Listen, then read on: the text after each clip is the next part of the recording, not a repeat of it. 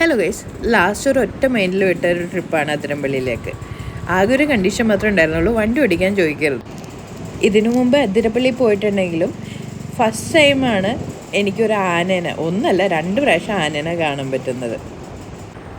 വൈകുന്നേരം 3 മണിക്ക് തീരുമാനിച്ചൊരു ട്രിപ്പായതുകൊണ്ട് തന്നെ അവിടെ എത്തിയപ്പോൾ 5 മണി കഴിഞ്ഞിട്ടുണ്ടായിരുന്നു.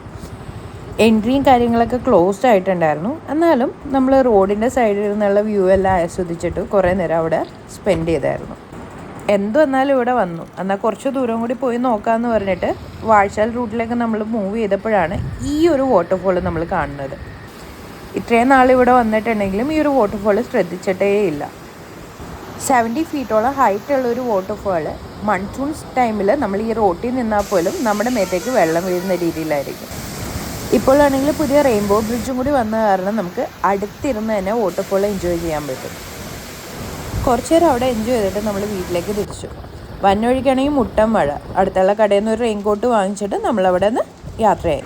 വന്ന വഴിക്ക് വെറ്റിലപ്പാറ കടവിനടുത്തുള്ള ചായക്കടയിൽ നിന്ന് നല്ല ചൂട് ചായയും കപ്പ ബിരിയാണിയും നൂഡിൽസൊക്കെ കഴിച്ചിട്ട് നേരെ വീട്ടിലേക്ക് വെച്ച് പിടിച്ചു.